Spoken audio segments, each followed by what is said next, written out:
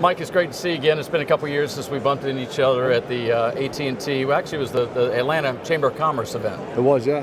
And now you're the general manager of Smart Cities for AT&T. What does that mean?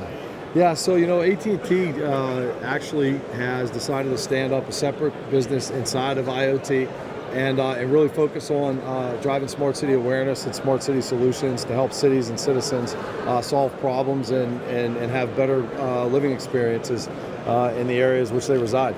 So we're leveraging the background and the 12 years of experience and leadership in IoT, and we're taking it forward. We verticalized and built a business unit to go out and really drive the market and add a lot of value to cities and citizens. Well, De La Vega and Lurie have a track record of saying they're going to build billion-dollar businesses. So now can smart cities be a billion-dollar business for AT&T? Yeah, absolutely. It's a $1.5 trillion market opportunity globally, right? And Glenn has said that in the past. Glenn Lurie has said that in the past, and we believe that domestically there's a very large opportunity for us. It can be a billion-dollar business domestically, and then from an IoT perspective, we really do have a global offering. So we can also again take that foundation and move our way globally from a smart cities perspective and partner with other telcos and other ecosystem partners to really drive a lot of value across the world. Got it. So you mentioned that when you start breaking down the numbers that in the U.S., the Smart City Initiative could be, the market size might be $4 billion to $5 billion. What are some of the elements that represent the buildup of that $5 billion? Yeah, so you've got everything from, if you think about a smart city solution, a vertically integrated solution, take lighting for example, right? Or parking. Those solutions need to be connected. You've got your hardware, right, or your sensor, and then you've got a cloud offering, and then you need to have a secure communications platform, right? A secure and scalable communications platform, and that's really the thread that's weaved amongst every single smart city solution. So you have to have that secure, scalable connectivity. So you've got the sensor or the hardware, right? The fixture. You've got the network component, which could be cellular, it could be Wi-Fi, it could be fiber or other. And then you've got the software component of that, and then that data and analytics, that visualization piece. So, and then there's obviously a services component, right? So you've got the ability to move your way all the way along the continuum and create value all the way through there, a large company like AT&T does. So where do you see the Smart City Initiative today? You've been there a year working in the Smart City Business Unit. Where are you today?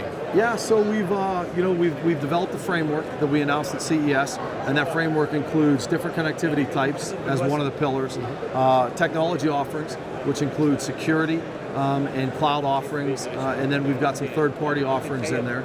We have announced a large alliance of members that have joined Alliance with us. Cisco, Intel, Qualcomm, GE, Hitachi just this week, Southern companies in Atlanta just this week.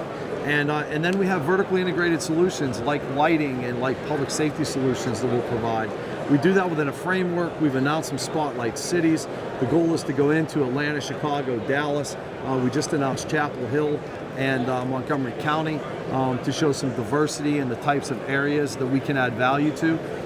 And we'll deploy this framework, 3 to 5 solutions, working with those alliance partners, and then we'll develop some key learnings to give back to the city. And then the city can take those key learnings that we've developed in this area with those solutions, provide them to the citizens, and then develop a plan, a holistic strategy that they can take and they can scale across the city and then across the region and then across the state, and then hopefully we're scaling across the country to create a better place. Got it. Well, it's interesting. The AT&T and other carriers have an interesting dynamic with a city government. You could on one hand say for 70 years you're providing them service, and on the other hand you've been trying to build towers in their backyard. And so what role do you see the city having, or are you starting to see the city seeing a smart city as an economic enabler for job growth and economic growth, and are they getting beyond where to put towers? Yeah, very much so. So we've got a very strong external affairs organization that has very good relationships with the cities, I might add. So yeah, that's a question that comes up from time to time. But at the end of the day, the infrastructure that's there we can use, and frankly, The cities are well past that. You know, they look at us as a trusted provider and trusted partner, and we have an opportunity to really, we understand the cities. We understand the problems that they're having. We have our finger on the pulse in the cities. Yep. And that's where, you know, the value of an AT&T really comes in, to developing that relationship further with the cities. So in closing, when you look at what a smart city looks like, a successful smart city, what do you see as the 2 or 3 or 4 key milestones that have to be in place for it to reach its full potential? So I'll give you a couple. So the first is cities are still very siloed. So you need to find a politician or a group of citizens that are forward thinking, that are innovative, that are willing to take a chance, right?